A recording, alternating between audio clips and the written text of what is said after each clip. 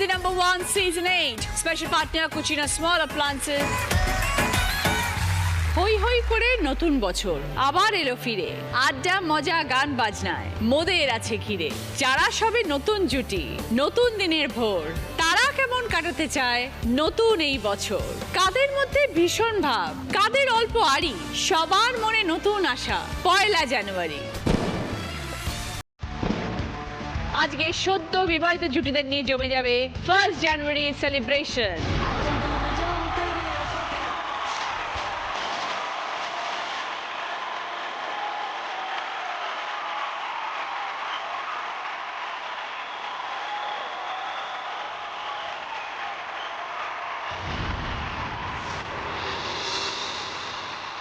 প্রথমে আছে লোপামুদ্রা চক্রবর্তী এবং সোহম চক্রবর্তী। নমস্কার, হ্যাপি নিউ ইয়ারে অনেক অনেক শুভেচ্ছা।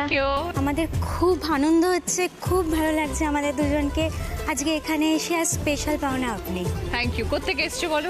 আমরা কলকাতার হেদুয়া থেকে এসেছি। ওকে সোহম, তোমাকেও ওয়েলকাম আমার এই মঞ্চে। থ্যাংক ইউ দিদি। আমরা গল্প করবো দুজনের সাথে। অবশ্যই। রিয়া ব্যানার্জি এবং ম্যাকনেল বন্দ্যোপাধ্যায়। নমস্কার দিদি, হ্যাপি নিউ ইয়ারের হ্যাপি অনেক নিউ শুভেচ্ছা ইয়ার তোমাদের দুজনকে। আমরা আসানসোল থেকে আসছি আর আজকে দিদি #1 তোমার সাথে খেলতে এসেছি। খুব ভালো লাগছে, খুব মজা হচ্ছে, খুব আনন্দ করবো তোমার সাথে। নিশ্চয়ই। ম্যাকনেল, তোমার নামটা এরকম কেন? দিদি, আমার ছোটবেলাতে আমি খুবই ফর্সা ছিলাম। আমার মা বলে নাকি আমি পিঙ্ক টাইপের ছিলাম, এত ফর্সা ছিলাম।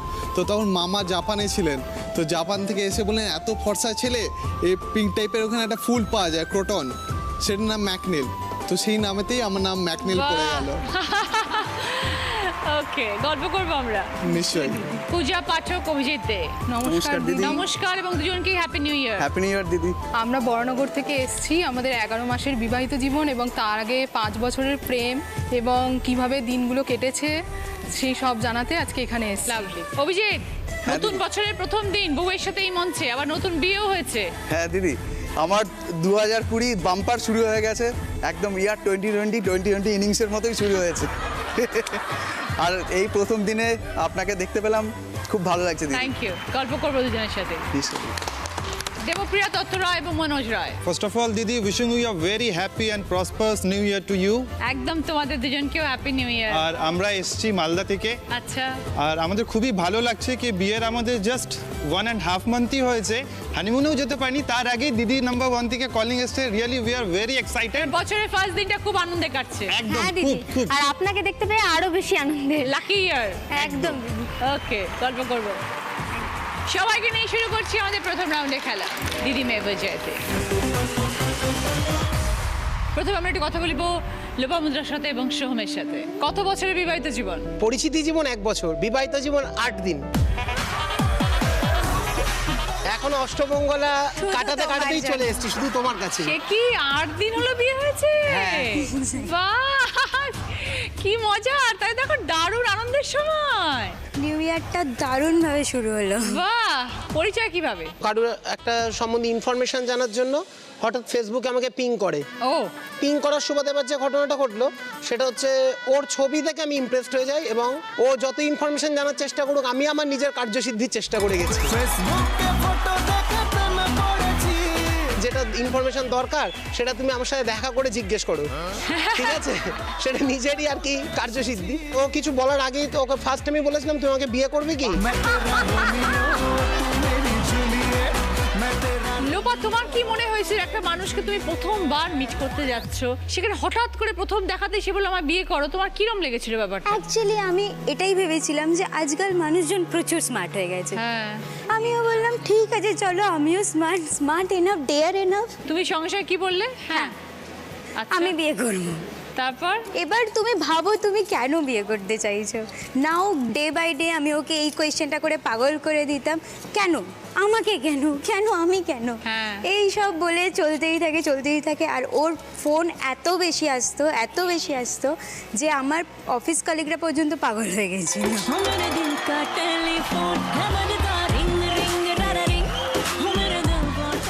আমি ওর ফোন রিসিভ করতাম আর রাখতাম, কিন্তু মনে মনে ফ্র্যাঙ্কলি স্পিকিং আমি ওর ফোন এক্সপেক্ট করতাম। তখন একটা হালকা কেমিস্ট্রি গ্রো করে, তারপর ধীরে ধীরে চলো ও মানাতেই থাকে, একদিন না একদিন আমি মেনে যাই। লাস্টে কি হলো দিদি, এটাও তোমায় বলে কেউ নিজের কাজটা ভুলেও গেছে, কাজটা কিন্তু ফুলফিল করাতে পারিনি, যেটার জন্য অ্যাকচুয়ালি ফোন করা। সেটা থেকে ফোকাস সরিয়েই দিলাম লাস্ট অব্দি, এইটাই ঘটেছিল। তুমি কি করো লোপামুদ্রা? আমি ইঞ্জিনিয়ার, আমি একটা আইটি ফার্মে আছি। সোহম কি করো? আমি হচ্ছি by profession homeopath, homeopath doctor. সারাক্ষণ ওষুধ দিয়ে যাচ্ছ?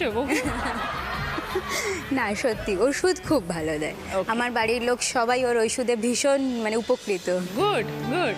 একটা মেয়ে একটা ছেলের মধ্যে অনেক কিছু খোঁজে সারা জীবন কাটানো, যে সিমিলারলি একটা ছেলে একটা মেয়ের মধ্যে অনেক কিছু খোঁজে, তো কি পেলে একে অপরের মধ্যে? আমার একটা জিনিস ভালো লেগেছিল যে ফার্ম একটা উত্তর আমি পেলাম, আমার এটা খুব মানে হার্ট টাচ করে বেরিয়ে গেছিল, কিন্তু তারপরে আস্তে আস্তে সত্যিই দেখলাম এটা সত্যি যে ও ফার্ম ডিটারমিনেশনের মেয়ে, মানে যে কোনো জিনিস ওর ওই কথাটাই আমি হালকা ছলে নিয়েছিলাম, কারণ আমি জানতাম আমি হয়তো ওকে প্রস্তাবটা দেবো ও পাগলের প্রলাপ ভাবে, কিন্তু কোনোদিনও পাগলের প্রলাপ মনে করেনি আমার।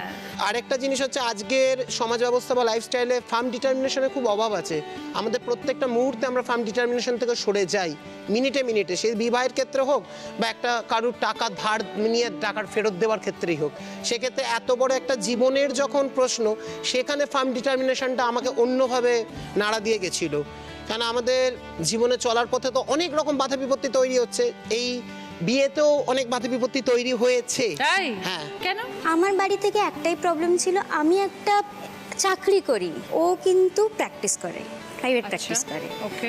আর হোমিওপ্যাথ, এই ব্যাপারটা নিয়েই অ্যাকচুয়ালি প্রবলেমটা হয়, আর চাকরি নেই। সেটাকে ওভারকাম করলে কিভাবে? প্রথমত ওকে আমি ভীষণভাবে জেরা করে গেছি, ভীষণভাবে বলে গেছি না আমি প্রেম টেম করতে আসিনি,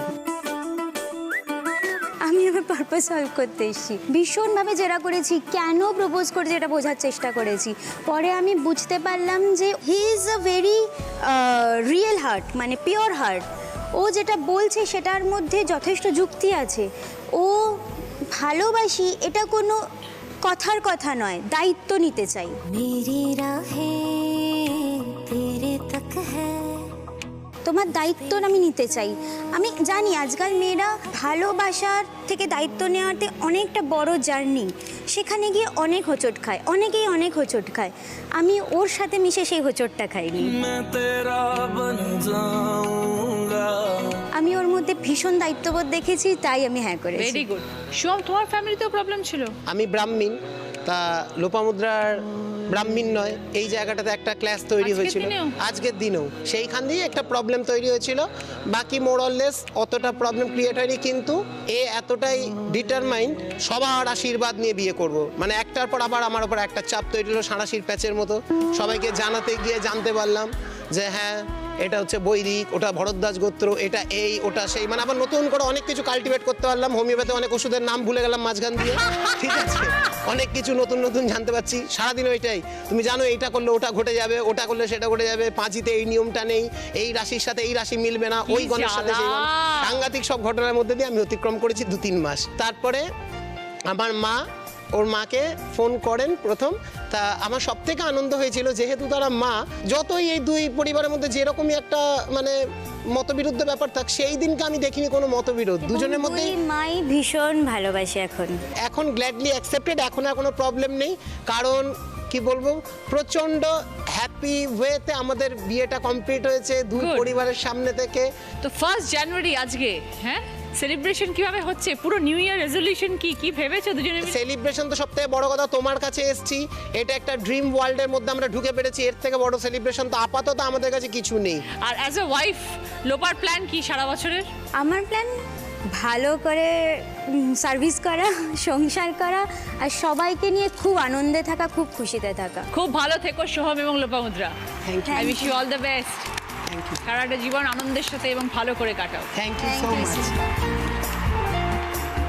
এবার দেখবো সকলের জন্য কি খেলা আসছে।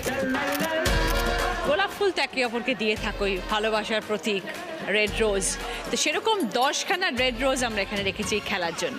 দড়ি আছে, তোমার দুজনের কোমর বেঁধে দেওয়া হবে একে অপরের সাথে, যে যেদিকে থাকবে ডান হাত দিয়ে এই ফুলটা নেবে, সে আরেকজন বাঁ হাত দিয়ে আরেকটা ফুল নেবে, নিয়ে এসে এই ফ্লাওয়ার বাসের মধ্যে দাঁড় করাবে, যে সবার আগে শেষ করবে সে 20 পয়েন্টস, তারপর 15 পয়েন্টস, 10 পয়েন্টস, 5 পয়েন্টস। প্রথমে খেলতে আসছে লোপামুদ্রা এবং সোহম।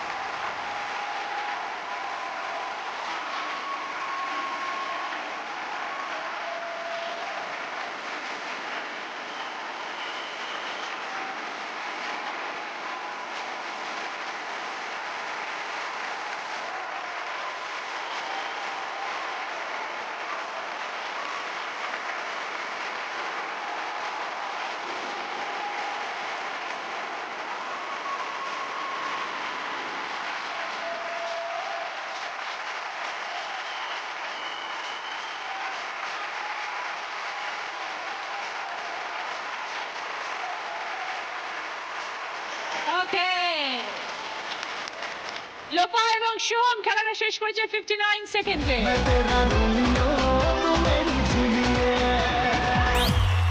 ফিরে এলাম ব্রেকের পর। আপনারা দেখছেন Didi number 1 season 8 special partner Kutchina small appliances. এবার আমরা একটা কথা বলবো রিয়ার সাথে এবং ম্যাকনেলের সাথে। বিয়ের কতদিন হলো? 7 মাস দিদি। 7 মাস। তো পরিচয় হলো কিভাবে দুজনের? আমার বাড়ি থেকে অ্যাড দেওয়া হয়েছিল, আচ্ছা, তারপর ওর বাবাই প্রথম ফোন করে। 80 জন ফোন করেছিল।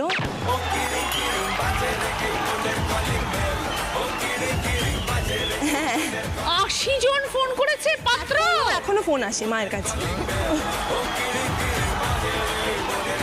একমাত্র মেয়ে আমার বাবা মার। আমি চেয়েছিলাম এমন একটা ফ্যামিলি চাই যেখানে আমি আমার দাদা বোন এরকম সবাইকে পাবো। একা একা খুব খারাপ লাগতো, খুব বোর লাগতো।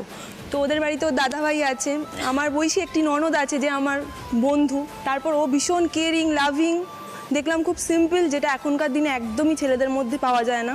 তো ফার্স্টেই আমি ওকে দেখে হ্যাঁ বলে দিই। আমার বাবার একটু আপত্তি ছিল, কারণ একমাত্র মেয়ে, বাবা চেয়েছিল যে সাঁতরাগাছিতে আমার বাড়ি, তো বাড়ির আশেপাশে কোনো ছেলে হলে আমার মেয়েটাকে রোজ দেখতে পাবো। কেন, ম্যাকনেল কোথায় থাকে? আসানসোলে ওর বাড়ি, এবং আমরা কর্মসূত্রে দুজন এখন কাঁথিতে থাকি। আচ্ছা, আর মাঝখানে সাঁতরাগাছি এর ওটা বাড়ি। আমাদের মানে হল্টিং স্টেশন এখন। তো বাবা বলে একটা ছেলেকে একদিন কথা বলি তোর ভালো লেগে গেল, তুই আমাকে ভুলে গেলি, দূরে পাঠাবো না। আমি প্রথম থেকে বলেছি কি আছে আসানসোলে, কারণ মাকে রাজি করাই। এখন বাবা তো খুব স্যাটিসফাইড ওকে পেয়ে, খুব ভালো ছেলে। তো এর আগে যে 80 জন তোমায় ফোন করলো তার মধ্যে কজন তোমায় দেখতে এসেছিল? কাউকে আমি বলিনি, আর এদেরকেই ফার্স্ট চয়েস করে নিয়েছি, আর কাউকে সুযোগই দিইনি। যাতে কেউ না আসতে পারে তারই ব্যবস্থা করে নিয়েছিলাম আমি। তো রিয়াকে তো 80 জন ফোন করেছে, তোমাকে কজন ফোন করেছিল? সেটা তো একটা খাতা আছে, সেই খাতা দেখতে হবে তাহলে। খাতা দেখে দেখে চলেছে? আমার কথা আছে। কজন মেয়েকে দেখেছিলে ম্যাকনেল এর আগে? আমি 5 জনকে দেখতে গেছি। 5 জনের মধ্যে কাউকে ভালো লাগে না, না? সব রিজেক্ট। একমাত্র রিয়াই আমার জন্য পারফেক্ট। তো ম্যাকনেল তোমার কি ভালো লেগেছিল রিয়ার? আমার রিয়ার সাথে কথা বলে নিজে খুব আপন মনে হয়েছিল। মানে ওই জন্য আমি ওকে তুমি বলে বলি না, আমি তুই বলে ওর সাথে কথা বলি। আচ্ছা। তো এর সাথে কথা বলে আমি সেই ফ্র্যাঙ্কনেসটা ফিল করলাম যে না, একে সব কিছু বলা যায়। বিয়ের আগে আমি একটা ডাবল বেডরুমের একটা ফ্ল্যাট আছে যেখানে আমি একলা থাকতাম, কাউকে চিনতাম না। কিন্তু ওর আসার পরে আমি বুঝতে পারলাম যে একটা মেয়ে কত ইম্পর্টেন্ট। মানে ওর জন্য আমাকে এখন সবাই চেনে, পরিচিতি আছে, সবার সাথে হাই হ্যালো হয়, কথা হয়। আর সেই জিনিসটা ছিল না, তো ও সেই জিনিসটা আমার লাইফেতে এনেছে। গুড। কিন্তু সব মানুষের মধ্যে ম্যাকনেল রিয়া কিছু ভালো গুণ থাকে, কিছু দোষ গুণও থাকে। ওকে দিদি অ্যাটেনশন যদি না দেন তাহলে ও বাবারে চণ্ডী রূপ ধারণ করবে। আমি কোনো কাজ করছি আর তার মাঝখানে ও ছোটো বাচ্চার কোনো একটা ছবি দেখালো আমাকে, আমি যদি সেটা দেখে না বলি যে খুব ভালো দারুণ এটা, তো ও রেগে যায়। ও তারপরে টপ টপ করে চোখ দিয়ে জল পড়ে, তারপরে বলতে হয় কিরে রিয়া কি হলো, তো বলে কিছু হয়নি। তারপরে আমাকে ভাবতে হবে আমি পুরো দিন নিশ্চয়ই কিছু একটা ভুল করেছি। তো সেইটা আমাকে ডিটেকটিভ ম্যাকনিল হয়ে গিয়ে তখন আমাকে খুঁজে বার করতে আমি কি ভুল বলেছি, কি ভুল করেছি, তারপর তাকে বোঝাতে হয় না রিয়া কিছু হয়নি। So sweet. তা বউকে সকলের সময় তুই তুই করে বলো অ্যারেঞ্জ আমিও ম্যারেজ? তুই বলি দিদি, ও আমার থেকে বড়, তাও আমি তুই বলি। শ্বশুর বাড়ির লোকজন, বাপের বাড়ির লোকজন সবাই কিছু ওদের বলে না যে বাড়িতে কোনো বউকে- ব্যাপার না, দুজন ভালো থাক, এটাই সব থেকে ইম্পর্টেন্ট কথা। আমার আমার তো মা সবাই মাঝে cool। মাঝে বলে তুই তুই করে কেন? হ্যাঁ এবার তুমিটা বল, আমি না আমরা তো এইতেই ভালো আছি, ব্যাস। খুব ভালো থেকো রিয়া এবং ম্যাকনেল। Thank you. দিদি, তুমি খুব ভালো থেকো। Thank you. এই বছরটা তোমাদের খুব আনন্দে কাটুক, ভালো কাটুক। তোমারও।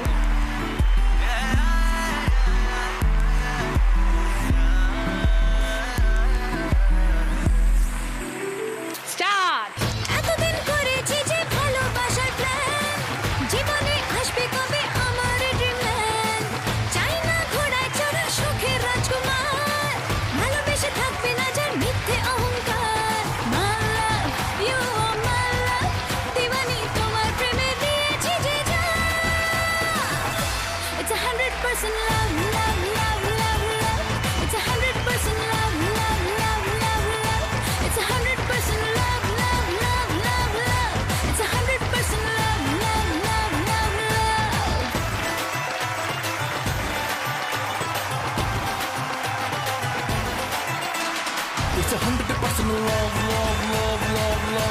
It's 100% love, love, love, love, love.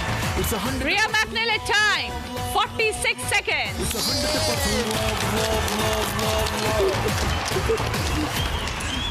ফিরে এলাম ব্রেকের পর। আপনারা দেখছেন Didi number 1 season 8 special partner Kutchina small appliances. Puja Abhijit, প্রেম করে বিয়ে, হ্যাঁ, কত বছরের পরিচয় ছিল? পরিচয় হচ্ছে আমাদের 5 বছরে, তারপর বিয়ে হয়েছে 11 মাস হয়েছে। আমরা একটা কোচিং ইনস্টিটিউটে ভর্তি হয়েছিলাম পড়াশোনা করতে একসাথে? হ্যাঁ, কম্পিটিটিভ এক্সামের জন্য। প্রথম আমাদের দুজনের তেমন একটা কথা হতো না, দেখতাম একই জামা পরে রোজ আসে যায়, ছেলেটা এত সিম্পল এরকম জানতাম। সে মানে পড়াশোনা ভালো করে বলে একটু ভালো লাগতো। তারপর আমি যেহেতু আর্টস ব্যাকগ্রাউন্ডের, আমার ম্যাথস নিয়ে একটু প্রবলেম ছিল। তো আমরা একটা এক্সাম ছিল, দিয়ে বেরোনোর সময় ও হঠাৎ আমাকে জিজ্ঞাসা করে যে তোর ম্যাথসের প্রবলেম, তোর কি হেল্প লাগবে? তো আমি বলি যে হ্যাঁ, আমার তো ভালোই হতো কেউ শেখালে। তো বলে ঠিক আছে, তুই এই দিন তাহলে লাইব্রেরিতে চলে আসিস, তোকে প্রতি সপ্তাহে এরকম আসবি, তোকে শেখাবো। ব্যাস, লাইব্রেরি রেটিং এমন অঙ্ক শেখালো। অঙ্ক ভালোই শেখাতে, তার ফাঁকে ফাঁকে আমি দেখতাম ও এজের কথা জিজ্ঞাসা করছে, নানা রকম কথা বলছে যাতে বুঝতে পারতাম। সেই বছর দোলের দিন আমি আমার এক রিলেটিভের বাড়িতে গেছি মধ্যম গ্রামে। তো সেইখানে গিয়ে মেসেজে কথা হতে হতে হঠাৎ দেখি ও মেসেজ করেছে, মানে মেসেজে আমাকে প্রপোজ করেছে। ও, সামনে নেই সাহস। না, তখন আমি খুব রেগে গেছি। আমি বললাম যে এরকম মেসেজে প্রপোজ করলে আমি কোনো উত্তর দিতে পারবো না। তো তারপরের দিন লাইব্রেরিতে যখন দেখা হয়, লাইব্রেরিতে গিয়ে ও প্রপোজ করে। थोड़ी जगह दे दे मुझे तेरे पास कहीं। মানে ওর পড়াশোনায় ভালো, সব কিছু লাইব্রেরিতেই। আমি বললাম বাহ, খুব ভালো। ও আমাকে আর তারপর ফর্মাল প্রপোজাল আর দেয়নি, ওই লাইব্রেরির প্রপোজাল। তারপর আমি বলি যে ঠিক আছে, আমি ভেবে দেখছি। তো সেইভাবে 5 বছর কেটে গেল। হ্যাঁ, তারপর ও চাকরি পাওয়া, বাড়িতে বলা। আমার বাড়ি থেকে তেমন একটা অসুবিধা কিছু প্রবলেম ছিল না? ওর বাড়ি থেকে ছিল? ও আসলে বাঙালি আর আমি হচ্ছি বিহারি। ও পাঠক, রাইট, তাই তো। হ্যাঁ, তো আমরা ব্রাহ্মণ, কিন্তু আমাদের বাড়িতে কাস্ট নিয়ে কোনো প্রবলেম নেই। তো অভিজিতের বাড়িতে অসুবিধা হয়েছে? হ্যাঁ, একটু অসুবিধা ছিল। মায়ের এক সময় পায়ে একটু চোট লেগেছিল, ফ্র্যাকচার হয়েছিল। তখন আমি মায়ের কাজ টাজ করে দিতাম, তখন এই করে দিতাম। তো সেই সুযোগ নিয়ে মাকে আমি বলেছি যে মা, এই মা শুনে কি কবে কোথায়। এখন তো ওরা তো হরিহর আত্মা, ওরা এখন দুজন মিলে আমার বিরুদ্ধে ষড়যন্ত্র করে। এরকম কতজন স্টুডেন্টকে তুমি পড়াতে যেতে? কোচিং সেন্টারে অনেকে ছিল, তুমি অনেকেই ছিল, পড়াতে পারতে। কিন্তু না আর কাউকে যায়নি। এবারে আমি একটা ছেলেকে আমার ব্যাচের তখন বলছি, আরে ওর পূজার কি কোনো বয়ফ্রেন্ড আছে? বলো কেন, তোর কি ওকে ভালো লাগে? আমি বললাম হ্যাঁ। বলো এই নে, এখানে একটা লিস্ট আছে, 21 নম্বরের নাম লেখ। আমি বললাম হ্যাঁ।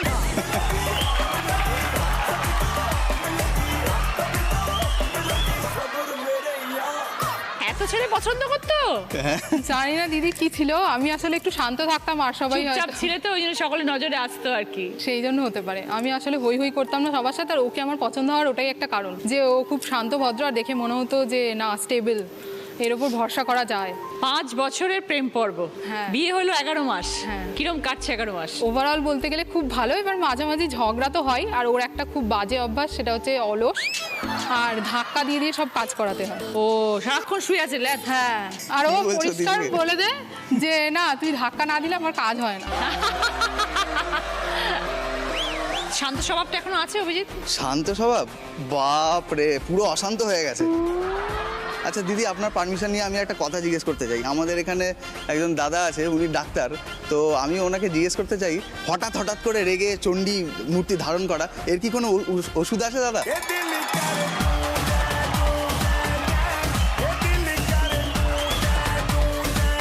হোমিওপ্যাথি ওষুধ দাও পূজাকে। আমি ভাবছিলাম এর কোনো প্যাথি আছে না, তবে এটা বলতে পারি বিইং এ হোমিওপ্যাথ, যদি হোমিওপ্যাথির জায়গায় তুমি রোমিওপ্যাথি অ্যাপ্লাই করো, তাহলে কিন্তু এটা দুর্দান্ত ওষুধ হতে পারে। নতুন ভাবে পূজাকে খুঁজো না, ঠিক আগের পূজাকে খোঁজো, দেখবে তুমি ঠিক আগের পূজাকেই পাবে, এটুকু বললাম। বাট বিইং অ্যাপ্লাইড ইউর রোমিওপ্যাথি। Good advice. আমারও আপনার কাছে একটা প্রশ্ন ছিল, সেটা হচ্ছে ওর যে এই অলসতা, এবং যতক্ষণ না আমি ওকে ধাক্কা দিচ্ছি ততক্ষণ কাজ না করা, তো এটার কি ওষুধ আছে সেটা আপনি বলুন। শীতকালে একটু গরম জল নিয়ে ঘোরাফেরা করবে পাশে, কি করবে সেটা তোমার ব্যাপার। আর প্রচন্ড গরমকালে একদম ঠান্ডা জল নিয়ে, অলস মানে শুয়ে টুয়ে থাকে তো নিশ্চয়ই, হালকা জল নিয়ে একটু ঘোরাফেরা করো, তারপর বাকিটা ইতিহাস হয়ে যাবে।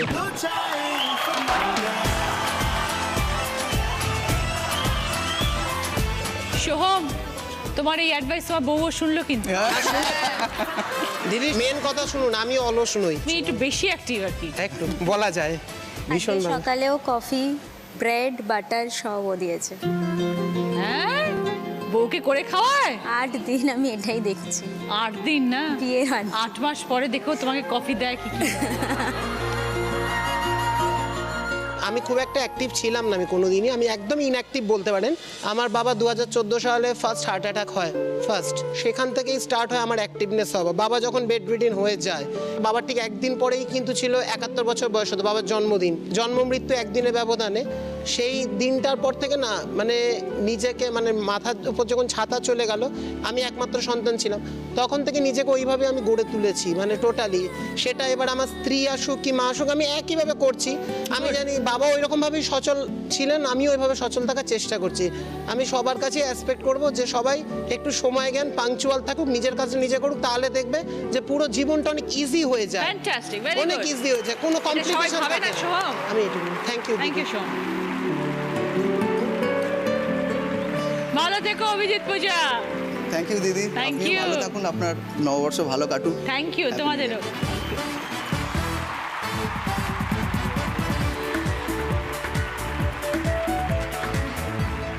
Stop. প্রেম পীড়িতের হাবুডুবু পরাণ আমার হায়, বুকটা করে সামথিং সামথিং টেল মি উপায়। প্রেম পীড়িতের হাবুডুবু পরাণ আমার হায়, বুকটা করে সামথিং সামথিং টেল মি উপায়। তোর প্রেম নেশায় মন যে হারায়, পরাণ আমার তোকে চাই চাই চাই। ফুলকলি রে কলি রে কলি রে ফুলকলি, পাগলি কবে ও কবে তুই আমার হবি। ফুলকলি রে কলি রে কলি রে ফুলকলি, পাগলি কবে ও কবে তুই আমার হবি।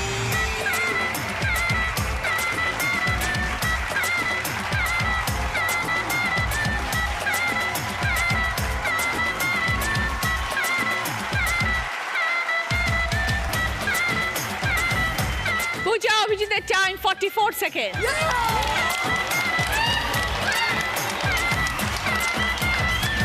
দেবপ্রিয়া মনোজ, 1 মাস হলো বিয়ে হয়েছে, একদম কেমন কাটছে নতুন জীবন? খুব ভালো লাগছে দিদি, খুবই ভালো। পরিচয় কিভাবে একে অপরের সাথে? ভাইয়ের মোবাইলে ওর নাম্বারটা ছিল, তো ভাই একদিন হোয়াটসঅ্যাপ ওর সাথে কথা বলছিল, আমি বললাম মেয়েটা কে, তো বললো আমার ফ্রেন্ড দাদা। তাই বললাম দেখি একটু দেখা, তো জাস্ট দেখলাম ফটোটা আমার ভালো লেগে যায় ওকে, দিয়ে আমি ওকে বললাম কি আমাকে নাম্বারটা দিবি, তো ভাই বললো না না ওইভাবে দেওয়া যাবে না, বকাবকি করবে, ঝামেলা হয়ে যাবে কিন্তু আমার সাথে। আমি বললাম ঝামেলার কি আছে, আমাকে নাম্বার দে, আমি নিজেকে শো অফ করবো না ওর সামনে, আমি আলাদাভাবে চালাবো। বললো না না ওইভাবে হবে না, হবে না, ওইভাবে চলে না, হাট পাগল নাকি আমাকে মারবে। আমি বললাম ঠিক আছে দে তো, দিয়ে আমি ওকে হোয়াটসঅ্যাপ করতাম, ও আর রিপ্লাই আর আমাকে দিত না, এটা হয়ে গেছিলো সব থেকে বড় প্রবলেম। অ্যাকচুয়ালি দিদি ভয় লাগতো যে বাড়ির থেকে কি সমস্যা হবে। তোর ভাই তোমার বন্ধু ছিল? হ্যাঁ, ওকে।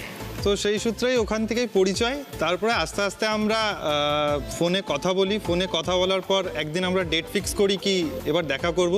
আমার ভালো করে মনে আছে সেদিন লোকনাথ পুজো ছিল, আচ্ছা। তো আমাদের ডেটিং ফিক্স হয়, কিন্তু আনফর্চুনেটলি সেটা সাকসেস হয় না সেদিন, কোনো কারণবশত হতে পারে না, বিকজ অফ ওর বাড়িতে কিছু প্রোগ্রাম ছিল, ও আসতে আর পারেনি। তো সেদিন আমি ওর জন্য একটা রোজ আর একটা চকলেটস নিয়ে গেছিলাম, তো সেটাও আর দেওয়া হয়নি, কিন্তু রাত্রে 11টার সময় এসে আমি আবার ওর বাড়ির উঠোনে এসে ফেলে দিয়ে গেছিলাম কি ফার্স্ট জিনিস ফার্স্ট টাইম দিতেই হবে যেই করে হোক। তো সেইভাবে ওটা দেওয়া হলো, তারপর থেকে ওর বাড়িতে আমরা জানালাম, জানিয়ে লেটস বি এখন চলছে সেইভাবে, তারপর আমরা বিয়ে করলাম। তো দেবপ্রিয়া তোমার নিজের মধ্যে কি কি চেঞ্জেস হয়েছে বলে মনে হয়? আমার বাড়িতে তো জয়েন্ট ফ্যামিলি, সারাক্ষণ বাড়িতে একটা হইচই মানে আমিই করে রাখতাম। মানে ওটা এবার ফুল সেখানে- ফ্যামিলি বলা যায় না, ওটা একটা পাড়া ধরলেই চলে, পুরো পাড়া, ওর ফ্যামিলিটা একটা পাড়া। দিদি এরকম নয়, আমার বাবারা 5 ভাই, আর বাবার জ্যাঠতো যারা মানে বাবার জ্যাঠতো 6 ভাই, তো সবাই একটা বাড়িতেই থাকি আমরা। বাবা তো বিশাল ব্যাপার। হ্যাঁ, অনেক পাড়া, বড় family, তাই তো বলছি ওটা তো- একটা পাড়া। পাড়া নয় দিদি, ওটা আমার বাড়ি। আরে অনেক লোক তো। অনেক লোক, আমি 30 জন। তো ফার্স্ট টাইম গিয়ে সবার নাম আমার মনে নেই, মানে টিল ডেট আমার নাম মনে নেই, কে কোনটা আমি চিনিও না এখনো। আর মনোজদের বাড়িতে কজন লোক? 3 জন। তাই জন্য আমার একটু প্রবলেম হচ্ছে। হ্যাঁ, তো এখন কিরকম খালি খালি লাগে না? একদম খালি, একদম খালি। আমি ওর মা যখন দুপুরবেলা ঘুমিয়ে যায়, কান্না পেয়ে যায় যে আমি কি করব করবো? এখন। একদিন তো সব ছেড়ে রাত্রেবেলা চলে কাঁদছে, আসলাম। আমি ঘুমোচ্ছি, আমি ভাবছি কে কাঁদছে বিড়ালের মতন, আমি বুঝতে আর পারছি না উ উ উ করে যাচ্ছে আহারে। এবার একটা সময় হচ্ছে দেখছি আমার বউটা কাঁদছে আমার এত দুঃখ লেগেছে দিদি আর বলার কথা ওর নাকি একা একা ভালো লাগছে না হ্যাঁ। আসলে। তো বিয়ের পরে আজকে প্রথম 1 জানুয়ারি কি প্ল্যান? সেইভাবে প্ল্যানিং হয়নি বিকজ যেই হসপিটালে আমি চাকরি করি আমাদের 31 একটা ডক্টরসদের একটা মিট হয় আচ্ছা, ওর একটা প্রথম থেকে ইচ্ছে ছিল যাতে আমি ওকে রাত 12টার সময় এসে দেখা করি কিংবা উইশ করে এসে কিছু একটা গিফট যাতে ওকে করি। তো প্রত্যেক 1 জানুয়ারি একটা করে গিফট পায় তোমার বউ? একদম। আজকে এই মঞ্চে দাঁড়িয়ে কি গিফট দেবে ওকে? মঞ্চে দাঁড়িয়েও যদি ভেবেইছিলাম আর তুমি মুখের কথা একদম কেড়ে নিলে। এসো এসো, বিয়ের সময় পণ্ডিতকে সাক্ষী রেখে আমি ওকে আংটিটা পরিয়েছিলাম, আজকে দিদিকে সাক্ষী রেখে আমি আংটিটা সবার সামনে ওকে আবার পরাতে চাই। Very nice.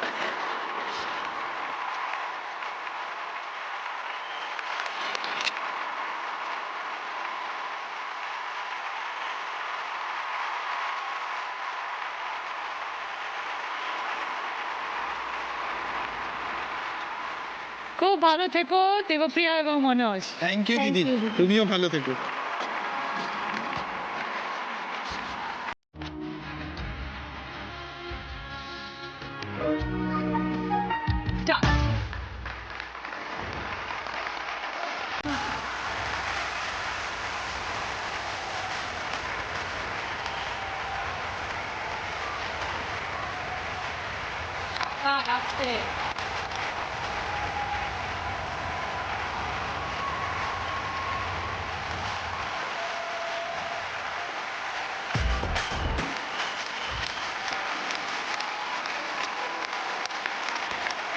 আস্তে আস্তে।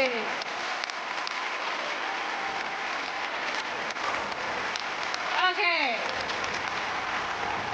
দেবপ্রিয়া মনোজের টাইম 36 সেকেন্ড।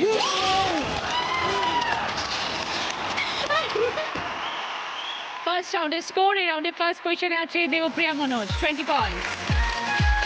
সেকেন্ড পজিশনে আছে পূজা অভিজিৎ 15 পয়েন্টস।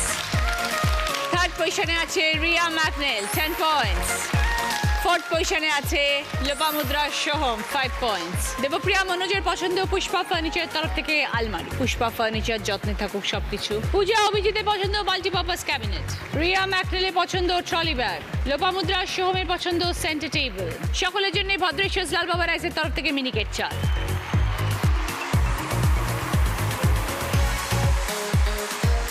শুরু করবো আমাদের second round. Kutchina small appliances presents হয় তুমি নয় আমি। আজকের আমাদের special guest Rupankar da. Happy new ইয়ার।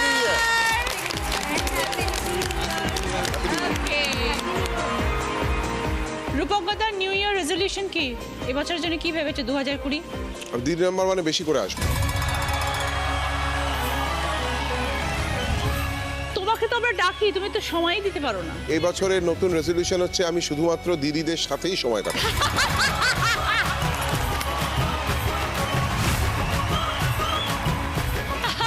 Good good, true confession. Okay, এবার আমরা প্রথম গানের প্রশ্নে যাচ্ছি। রাইট আনসার দিলে গিফট পাবে বাথরুম সেট। ও আমার বৌদিমণির কাগজওয়ালা, ও আমার শাম্মি কাপড় কলার তোলা, ও আমার বিকেল বেলার চুলের ফিতে, ও আমার মাংকি টুপি দারুণ শীতে। আরে তোমরা ভেবে করবে কি, আরে তোমরা ভেবে করবে কি, আরে তোমরা ভেবে করবে কি, তোমরা ভেবে করবে কি। এই গানের কথার মধ্যে কোনো একটি শব্দ আছে যে শব্দের সঙ্গে শীতের একটা কোনো পোশাকের সম্পর্ক রয়েছে, সেই শব্দটি কি? বলো রিয়া। মাঙ্কি টুপি। একদম ঠিক, কারেক্ট। 5 পয়েন্ট। সঙ্গে বাথরুম সেট। দ্বিতীয় গানের প্রশ্ন, রাইট আনসার দিলে গিফট পাবে কুচিনা স্মল অ্যাপ্লায়েন্সের তরফ থেকে স্যান্ডউইচ মেকার। চিঠির ছবি এসছে, এমন কোন গান শোনাবে যেটার মধ্যে চিঠি শব্দটা আছে। বাংলাও হতে পারে, হিন্দিও হতে পারে। বলো রিয়া। লিখে जो खत तुझे वो तेरी याद में। ওকে, 5 পয়েন্ট। সঙ্গে কুচিনা স্মল অ্যাপ্লায়েন্স তরফ থেকে স্যান্ডউইচ মেকার। 3 নম্বর প্রশ্ন, রাইট আনসার দিলে গিফট পাবে শ্রী ও শ্রীজি কালেকশনের তরফ থেকে গোল্ড প্লেটেড জুয়েলারি সেট।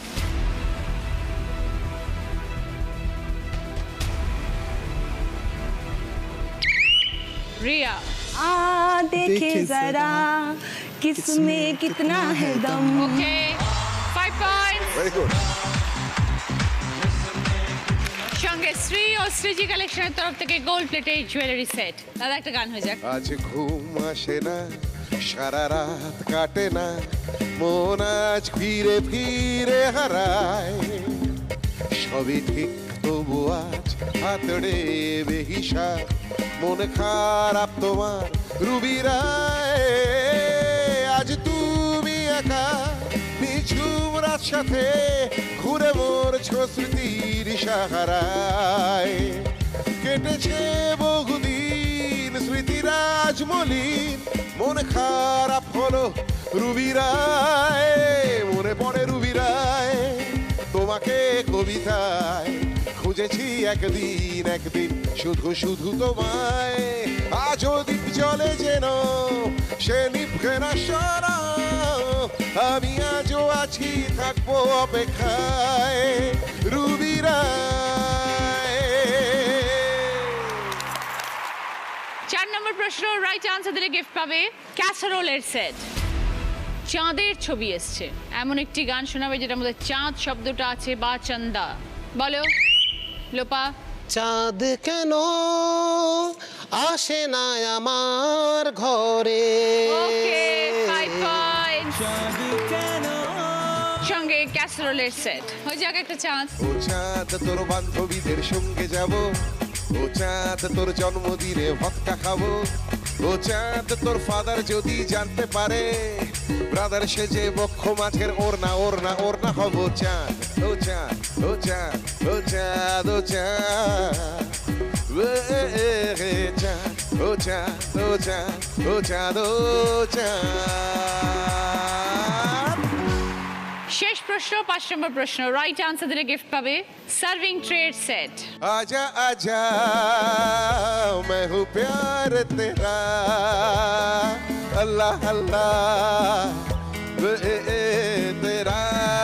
ओ आजा आजा आजा आजा आजा आजा आजा आजा आजा मैं हूँ प्यार तेरा, अल्लाह अल्लाह।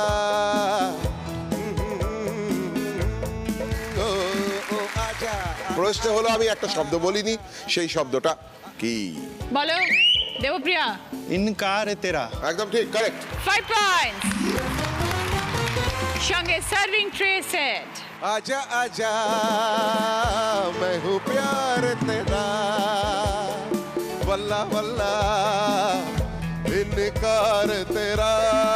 ओ आजा आजा आजा आजा आजा आजा आजा आजा आजा मैं हूँ प्यार तेरा, वल्ला वल्ला इनकार तेरा। ओ आजा आजा आजा आजा आजा आजा आजा आजा। শুরু করছি আমাদের থার্ড রাউন্ড কার দৌড় কত দৌড়।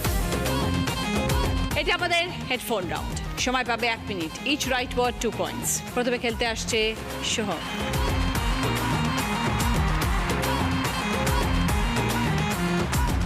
হোমিওপ্যাথি হাজবেন্ডকে কি বলতে চাও? যতই ঘুরি ওড়াও রাতে, লাটাই তো আমার হাতে। যতই ঘুরি ওড়াও রাতে, লাটাই তো আমার হাতে। স্টার্ট। ফুলসজ্জা ফুলসজ্জা ফুলসজ্জা, সীতাহার চিত্তার, সীতাহার পুরিয়া পরীক্ষা, পুরিয়া পুরিয়া শিশি শিশি রোমিও রোমিও কবিতা, রোমিও রোমিও কবি, রোমিও। একটা পেরেছো 2 পয়েন্ট। যেগুলো পারোনি বলে দাও সোহম। সীতাহার পুরিয়া শিশি রোমিও। বাকনা এসো।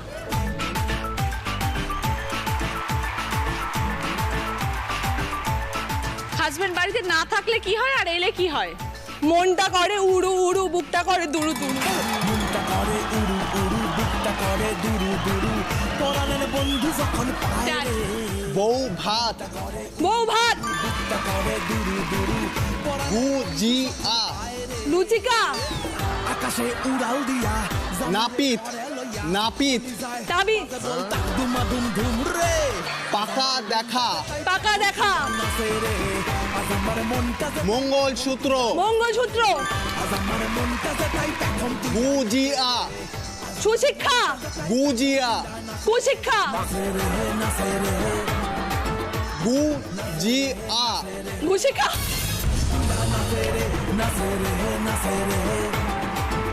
তিনটে পেরেছো 6 পয়েন্ট। কোনগুলো পারেনি বলো? নাপিত আর গুজিয়া। এসো অভিজিৎ।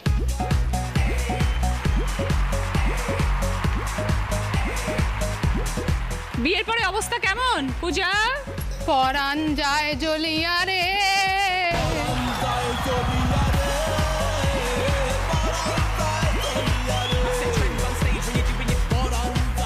স্টার্ট।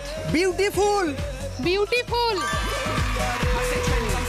সিঁদুর চিরকুট, সিঁদুর, ঝগড়া, ঝগড়া, কার্তিক, কার্তিক, হলুদ, হলুদ, yes, সিঁদুর, সিঁদুর, চিত্ত, সিঁদুর,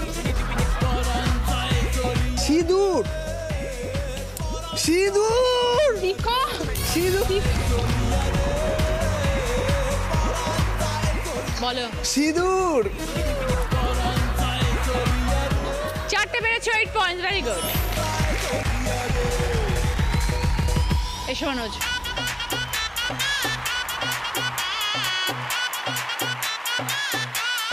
হাজবেন্ড নিজের পরিচয় কি দেয়? আমি হলাম রোমিও লেডি কিলার রোমিও।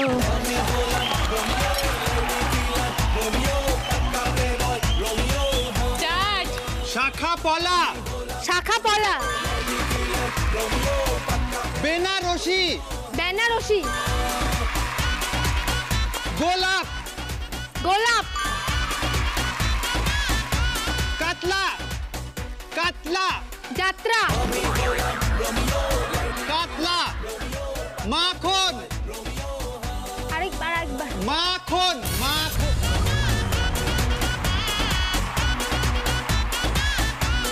তিনটে পেরেছো 6 পয়েন্ট।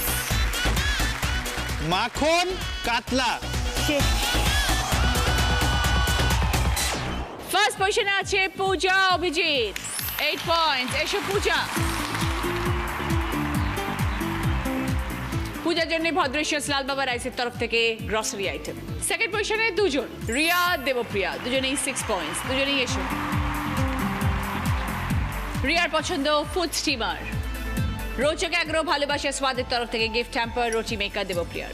থার্ড পজিশনে আছে লোপামুদ্রা 2 পয়েন্টস। লোপার জন্য ক্যান্ডেল স্ট্যান্ড। ফিরে এলাম ব্রেকের পর, শুরু করছি আমাদের শেষ রাউন্ড বুদ্ধিতে বাজিমাত। আমার কস্টিউম স্পন্সর করেছে আজকের নন্দিনী, যিনি আজ দিদি নাম্বার 1 হবেন। তিনি পেয়ে যাবেন ওরিয়েন্ট জুয়েলার্সের তরফ থেকে সোনার হার, মুখরোচক চাঁচুরের তরফ থেকে গিফট হ্যাম্পার। প্রথম প্রশ্ন সঠিক উত্তর দিলে গিফট পাবে লেডিস জেন্টস রিস্টওয়াচ সানগ্লাসের সেট। বাঁ দিকে একটা ছবি আছে, ডান দিকে একটা ক্লু আছে। 6-এর আগে সংখ্যা এলে নষ্ট করা বুঝে গেলে, দুটো মিলিয়ে একটা অর্থপূর্ণ শব্দ।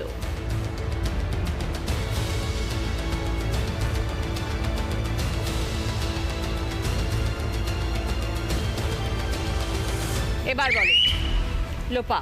9-6 দুটো মিলিয়ে একটা অর্থপূর্ণ শব্দ। নষ্টনীর। Time up. উত্তরটা হচ্ছে পরিণয়। সরি লোপা, -10। দ্বিতীয় প্রশ্ন সঠিক উত্তর দিলে গিফট পাবে সিটি গার্লের তরফ থেকে আকর্ষণীয় গোল্ড প্লেটেড জুয়েলারি সেট। ল্যাটা, ফড়িং, চাদর, প্রত্যেকটা শব্দ থেকে একটা করে অক্ষর নিয়ে একটা নতুন শব্দ বানাও।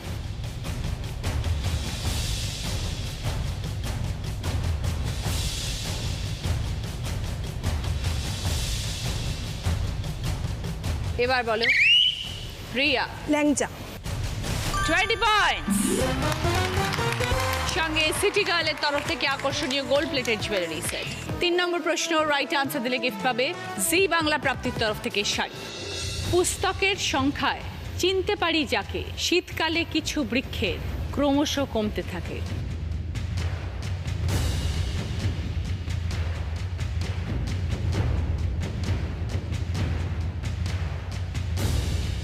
এবার বলো পূজা। পাতা। 20 পয়েন্টস। সঙ্গে জি বাংলা প্রাপ্তির তরফ থেকে শাড়ি। 4 নম্বর প্রশ্ন রাইট আনসার দিলে গিফট পাবে উপাসনা মাস্টার ডলের তরফ থেকে গিফট হ্যাম্পার এবং 4.1 অডিও স্পিকার। পাশাপাশি ক্লু বর কোণে ছাদনা তলায়, হাত থেকে গলায় গলায়। ওপর নিচের ক্লু মেয়ের বাড়ির অতিথি তারা, দল বেঁধে এসেছে যারা।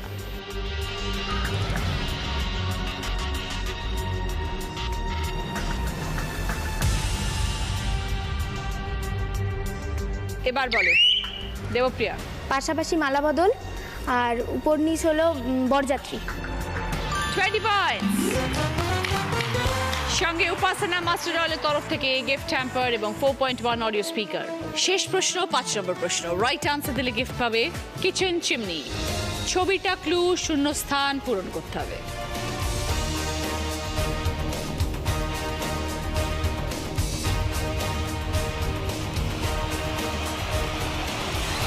এবার বলো রিয়া।